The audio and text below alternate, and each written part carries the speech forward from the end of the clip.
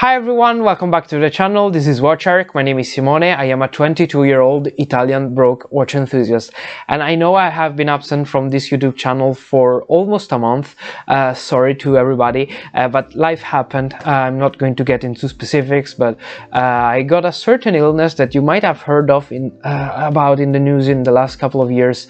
It was not an enjoyable experience, but now I'm here, I'm back, and we're back on track with this YouTube channel, and we are back with a great watch today. So we are going to be discussing the Casio MTD-1053D-2AVES. Casio is terrible at naming, we all know this, but they are great at making affordable watches, and this is no exception, because this watch absolutely amazed me. You know, when you find a watch online, it's not a very talked about model in the community. You read the specs, it looks interesting, so you buy it, you get it in, and when it arrives, it completely exceeds your expectation. This is exactly what has happened to me with this Casio. It's an amazingly made piece, and for the price point, it's got specs that don't make sense. Actually, they don't make sense. So this is a great contender for one of the best spec'd watches for the price that I have ever come across. Really, it's unbelievable. It's almost unbelievable. And let's start with the positives that this watch has. Of course, it's got a couple of flaws, but we'll talk about them later on in the video. And as always, let's start with wearability, which is very important, especially in this watch, because I have known about this model for almost 2 years. It was on Amazon here in Italy for a very interesting price, but I have always decided not to get it because it was stated as a 43mm watch. But when it came in, I was absolutely surprised to find out that it's actually a 40mm watch. I don't know how they managed to get that one wrong, but that's great. 40mm are perfect. I don't wear watches usually over 42, but that's just me. So if you're after a smaller dive watch, this is a great contender. Also because the lug to lug are 44, which is a great dimension, and the thickness it's 12. It's also a very lightweight watch. We'll get back to that later, but it's around 100 grams for my 6 3/4 inches wrist. So perfectly wearable, perfectly fine, and very comfortable to wear. You forget it's there, and it's one of the best feelings when wearing a watch. You forget it's there, but it's there to do the job. So it's amazing. And it's even more amazing that this is a 200 meters of water resistance dive watch. Like, having this at this sort of price point, it's absolutely unheard of, at least for me. Like, this is a completely stainless steel watch, which is not unheard of, but it's not even that common. It's a 200 meters of water resistance with a screw-down crown and screw-down case back. It's got a dive time bezel, a functioning dive time bezel. It's absolutely absurd to me, and the price point on here, it's crazy. We all know that there's another model, another 200 meters of water resistance dive watch by Casio, which is the infamous Casio Duro. It's a very well made watch, and the design, it's arguably, for me at least, a bit better on that one. But that one, it's also a 44mm watch, so it's not wearable at all, whilst this one, it absolutely is. So it's a very, very well spec'd watch. The 200 meters of water resistance, I tend to trust that. Also, first of all, because Casio, it's a trustworthy company, but also because you can feel that the stainless steel, it's a quality one. It's not scrap metal. It's not one of those stainless steel that you feel it's cheap. Like, we are talking about the case now because we'll get to the bracelet later, but at least for the case, we have a very, very well built, well made case, and I am 100% confident that the 200 meters of water resistance advertised here are absolutely true. It's obviously not a diver certified watch, so it's not an ISO diver, but that doesn't really matter. It's a very, very competently built watch. Another great positive about this watch, which I think has completely sold me over for this model, is the dial. So, you know, when you buy an affordable watch like this one, and everything, it's fine, there are no issues, but the dial looks a bit dull. Like, it's normal for affordable watches not to have very out there designs on the dial. They tend to cheap out on that, and that's fine, that makes sense. But here it's quite the opposite. Like, it's a very, very well made and well designed dial. The first thing you notice after that deep blue, which is very beautiful, are these oversized numerals, which give a very sporty vibe to the whole watch. We also have a date, which is also framed, which is not common at this price point. So we have a framed date, we have applied markers.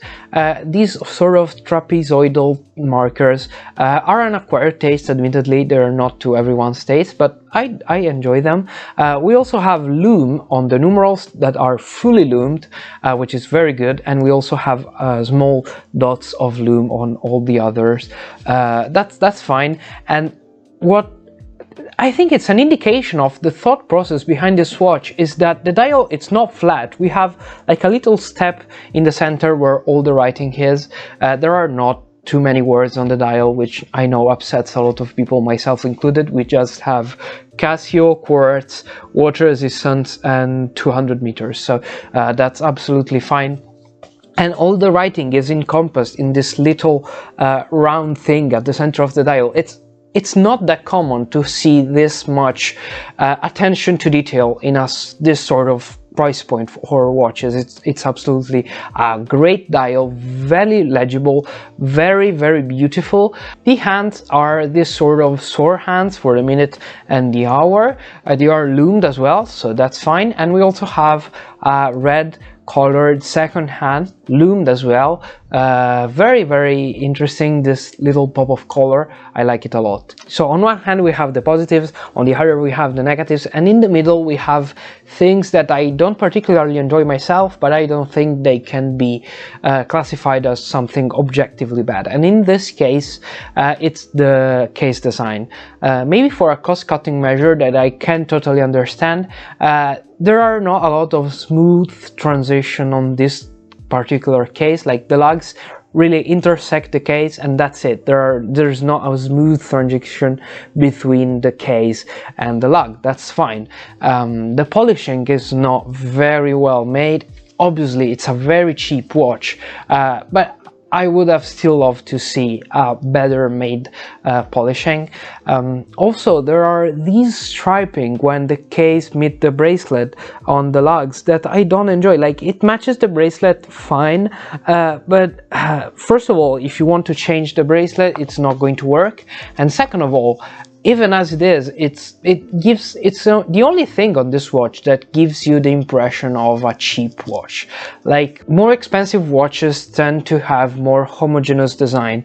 In this case, it's not that. It's a bit, it doesn't look premium. That's what I'm trying to say. All the other things in this watch look very premium. Like, we have a bezel, which is obviously aluminum bezel. It's not a ceramic bezel, you can't expect that, but it has got a lume pip, and it's quality. Like, you see the quality. In the case design, not so much for me. And let's also talk about the negatives. So I want to say, first of all, these are not deal breakers, like, at all. These are all negatives that can be explained with the pricing of the watch, most of them. Like, these are not negatives that can make me say don't buy this watch. These are absolutely fine, and the first one you all expect it because it's the bracelet. Like, the bracelet here, it's absolutely trash. It's not well made, it's not well constructed, and most of all, it's an absolute nightmare to size it. Like, I stayed there almost an hour trying to size, and I'm pretty good with sizing bracelet. Like, I always do it myself. It was a complete nightmare, and at the end of the day I managed to do it, but it was not an enjoyable process. It's not always an enjoyable process. Most of the time sizing a bracelet, it's not fun, but here it was particularly, like, frustrating. I got hangry. Maybe I'm stupid, and that's probably the case, but it gave me a problem, so I'm going to say it to you. And also, it's not a quality bracelet. At the beginning I said that the watch is very lightweight, and it is, but it's lightweight in part because the bracelet, it's not solid. Of course you can expect solid links and solid end links, these are both hollow, but they are particularly like cheap. The clasp, just 2 holes for a micro adjustment, which is a shame, and also not quality. So they spent much more on the head of the watch, which is something that I can absolutely understand and I agree with. But yeah, I wish they spend maybe a little more money towards making the bracelet at least wearable, at least quality enough that you don't hate it with a burning passion every day when you wear the watch. And the second negatives is the one that I can excuse less, because the alignment here is not perfect. The second hand doesn't hit the markers, that's to be expected. It's hit or miss with Quartz. You sometimes get a perfect alignment, you sometimes don't.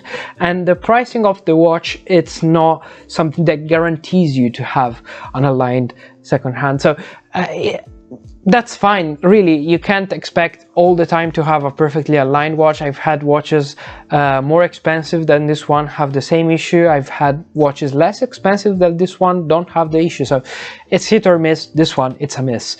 Yours might be a hit. So that's it. I'm just have to say to you, what's less fine, let's say, is the alignment of the bezel, which is well made for a price, but it's the alignment, it's like way off. And also it's got a bit of a back plate, not terrible, but it's there, it's noticeable. So yeah, the alignment of the bezel, it's not good. Everything else, it's aligned perfectly, like the second track aligned perfectly. You know, with watches it's always like this. It's very difficult to find a perfectly aligned watch, even for much more money, like Seiko. We all know that they do misaligned watches. Last time, it was like yesterday, I saw on the subreddit watches, there was a guy complaining that his Tudor was misaligned, and it was true. Like it's fine, it happens. Casio, it's usually not bad with you know, quality control, but here they messed up. That's fine, it happens. So don't expect 100% of perfect watches. It's always going to be a possibility, and in this case that's it. But just, you know, so you know, if you find yourself with a misaligned watch, that's it. So obviously this is a Quartz watch, so some people are going to be mad at that. I don't have any issues with that. Obviously Casio doesn't make mechanical watches, but yeah, it's a Quartz watch. If you like it, you like it. If you don't like it, you don't. I personally don't have any issues with that at all. It's a very precise technology, Quartz, like 15 seconds a month, I think it's the stated accuracy, so it's going to be very reliable, very accurate. It's a perfect everyday beater watch, especially for the summer.